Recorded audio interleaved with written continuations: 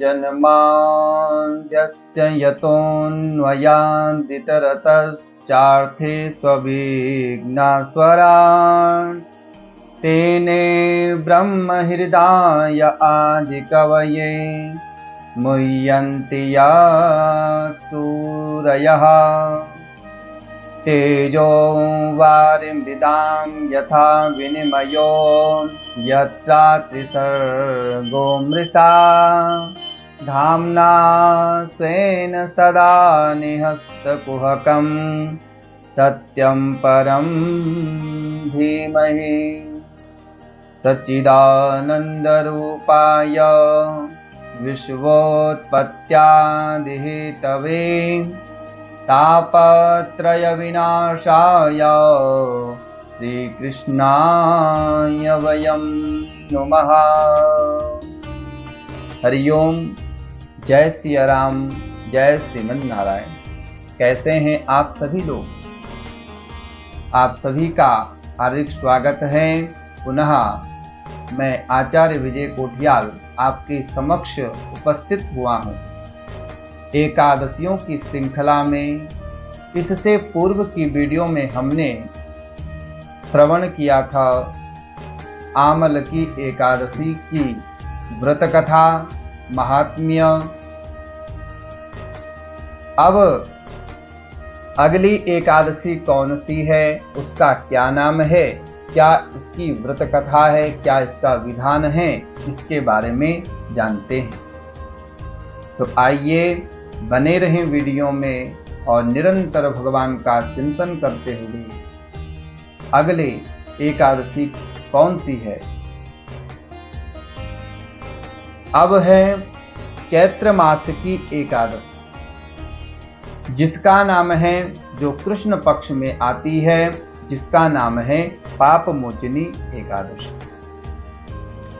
यो तो सभी एकादशियों के व्रत पापों को समाप्त करके अनंत पुण्य प्रदान करते हैं, परंतु चैत्र मास के कृष्ण पक्ष की इस एकादशी का व्रत तो जन्म जन्मांतरों के पापों को नष्ट कर देता है। इस सभी प्रकार की समृद्धि, सुख और अंत में मोक्ष प्रदायक इस एकादशी को भगवान विष्णु की पूजा आराधना करने का शास्त्रीय विधान है। इसमें भी भगवान विष्णु की ही पूजा होती है।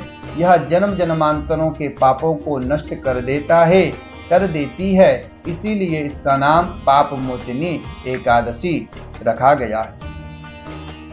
अब तक सुनाई हुई कथाओं के लिए भगवान श्री कृष्ण का भांति भांति से साधुवाद करते हुए धर्मराज युधिष्ठिर ने कहा, हे माधव, चैत्र मास के कृष्ण पक्ष की एकादशी के नाम, विधि विधान और महत्व के बारे में बतलाइए।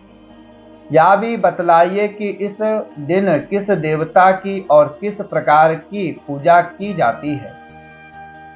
तब भगवान श्री कृष्ण ने कहा, हे राजन, सभी पापों को नष्ट करने वाली इस एकादशी का नाम पाप मोचनी एकादशी है। इस दिन भगवान विष्णु की पूजा करने का शास्त्रीय विधान है। आपने जो प्रश्न मुझसे पूछा है, वही प्रश्न एक दिन महाराज मांधाता ने लोमस ऋषि से पूछा था। तब लोमस ऋषि ने उन्हें जो कथा सुनाई थी, वही मैं तुमसे कहता हूँ, ध्यान पूर्वक सुनो। देवताओं के खजांची कुबेर के बाग का नाम चैत्र रथ था। जो देवताओं के खजाने के रक्षक, उनके वित्त मंत्री हैं, जिनका नाम है कुबेर। उनके बाग का नाम क्या था? चैत्र रथ था। उस बाग में गंधर्वों की कन्याएं किन्नरों के साथ विहार करती थी। अनेक ऋषि मुनि भी वहां तपस्या करते रहते थे। स्वयं देवराज इंद्र भी चैत्र और वैशाख मास में देवताओं के सहित वहां आकर क्रीड़ा किया करते थे। वहीं अपने आश्रम में मेधावी नाम के एक ऋषि भी तपस्या करते थे। वे शिव के परम भक्त थे। एक दिन मंजू घोषा नाम की अप्सरा ने ऋषि को मोहित करने का विचार किया। वह भय के मारे उनके समीप तो नहीं गई, परंतु दूर बैठकर वीणा पर मधुर गीत गाने लगी। उसी समय कामदेव भी मेधावी ऋषि को जीतने के लिए वहां आ पहुंचे। उन्होंने उस सुंदर अप्सरा की भौहों को धनुष, कटाक्ष को डोरी, नेत्रों को संकेत और कुचों को पुरी बनाकर मंजू घोषा को सेनापति बनाया। मेधावी ऋषि भी युवा एवं हृष्ट पुष्ट थे और साथ ही यज्ञोपवी तथा दंड धारण किए हुए ब्रह्म तेज से युक्त भी थे। मंजू घोषा ऐसे सुंदर ऋषि को देखकर उनकी सुंदरता पर मुग्ध हो गई और अपने गीत, चूड़ियों, नूपुरों की झंकार तथा नृत्य और हाव भाव दिखाकर मुनि को रिझाने लगी। कुछ समय तक यही क्रम चलता रहा और अंत में कामदेव ने ऋषि को पराजित कर दिया।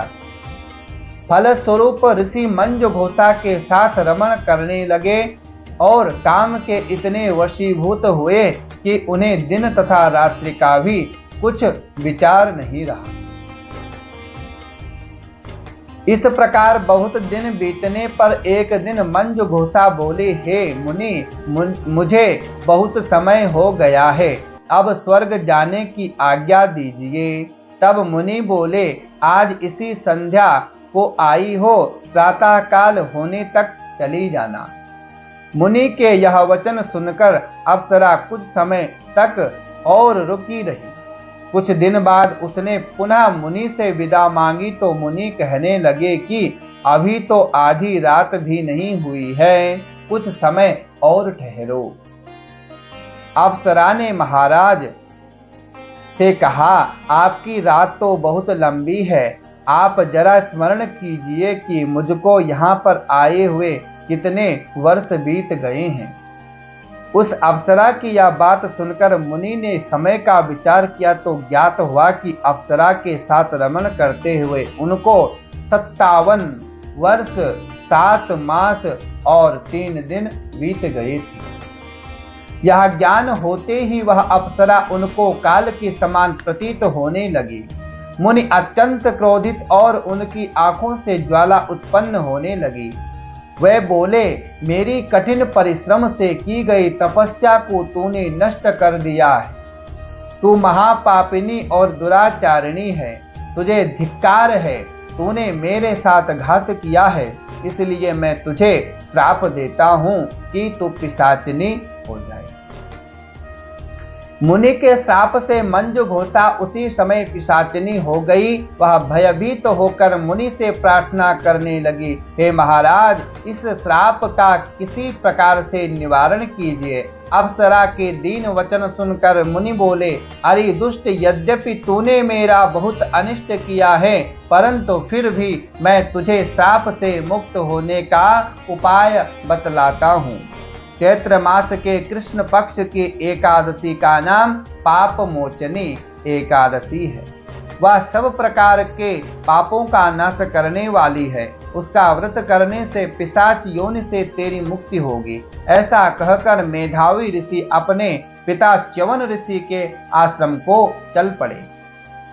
मेधावी को देखकर च्यवन ऋषि कहने लगे, अरे पुत्र, तूने ऐसा क्या अनर्थ किया कि जिससे तेरा सारा पुण्य क्षीण हो गया। तब मेधावी ने कहा, हे पिताजी, मैंने एक अप्सरा के साथ रमण करके घोर पाप किया है। अब आप इस पाप से छूटने का उपाय बताइए।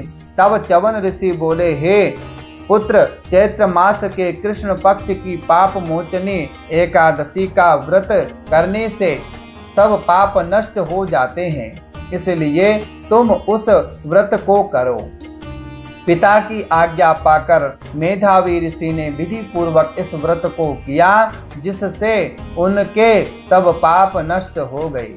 उधर मंजू घोषा भी व्रत के प्रभाव से पिशाच योनि से मुक्ति पाकर दिव्य रूप धारण करके स्वर्ग लोक को चली गई।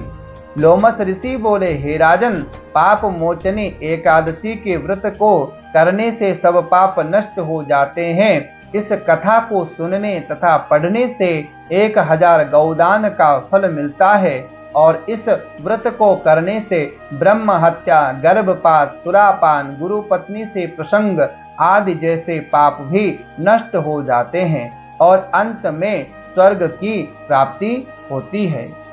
इस प्रकार से इस पाप मोचनी एकादशी के व्रत का प्रभाव है, कथा है, महात्म्य है। तो धन्यवाद आप सभी का, आपने इस कथा को, इस महात्म्य को श्रवण लाभ किया। आइए मिलते हैं अगले वीडियो में, जिसमें एक अगली एकादशी के बारे में विवेचन करेंगे।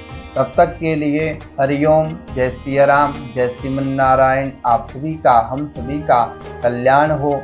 जय श्री सच्चिदानंद प्रभु।